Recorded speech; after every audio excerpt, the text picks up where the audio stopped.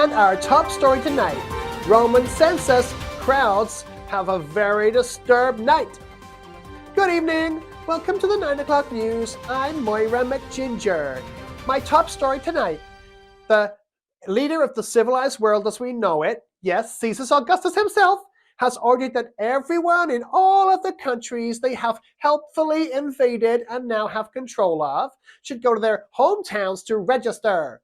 The little town of Bethlehem, otherwise known as to many as David's Town, has been packed to the rooftops with people wanting to stay there. But in the middle of all the commotion, one young couple arrived and caused quite a lot of commotion.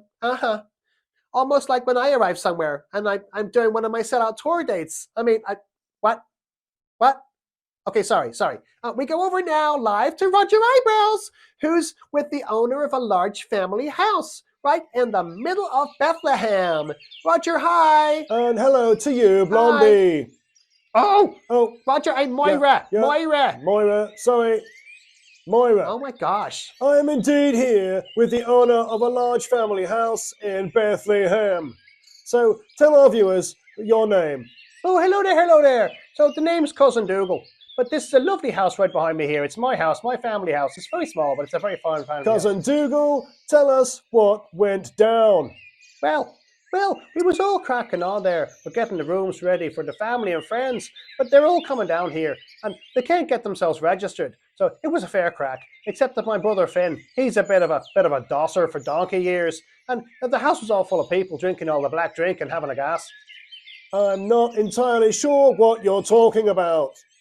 Well then, he comes to the door, but they're later than everyone else, but it's our cousins from way down there in the north in Galilee, of all places. And she's the size of a whale, with a wee baby right there inside her, all ready to pop out into the world, with the top of the morning to you. And she's screaming blue thunder, and, with the wee chiseler just on his way. What did that all mean? Well, it meant that my chancer brother Finn, who was trying his best to bunk off there, he needed to stop acting the maggot and help. So there was nowhere in the gaff, but the train was pulling out of the station, you catch me. So we opened up the space where the animals all came down in the gaff, and you wouldn't know it, but it was bang on. Roger, you need to ask this guy to speak in English. I've absolutely no idea what he is even saying. And tell me, what did all of that mean? Well then, the wee man is welcomed into the world, but it's a right manging environment, It was brutal. And half the furniture down there was totally banjaxed. But we made do, and the pair of chancers laid the fine thing in the trough, where the animals usually have all their nosh. But what do you think it all means? Well, fair play to you. That's a larger existential question. I'm not at liberty to fully answer that, only time will tell. But I can tell you this, later that night, we had the visitors in from the fields, and the visitors also from where the foreigners live as well. Everyone who arrived, they all came shaking and shivering, but they left feeling bang on. Joyful, I tell you. So there were too many people in your house, a pregnant couple had to come to give birth, and you put them where you usually put the animals, and you laid him in an animal's feeding trough as his bed. And later, you had visitors from the fields and from foreign countries. You're sure you don't have to repeat everything I'm telling you? Not clear enough. You missed out the whole joy thing there as well. And what impact do you think this has had for you and your family? Joy. The fair weighing brought us joy. They've got the family together and strangers together, and more. Sure, I popped down there to have a gander when the fierce noise had done and dusted, and then my gander turned into a right old gawk. Mary'd given us the crack on how the angel told her the weeing was, a miracle from God, and the one of all Israel had been born. And even though it was all true, Mary and Joe, they weren't some holy Joes, Did you catch my meaning? What do you think all of that means?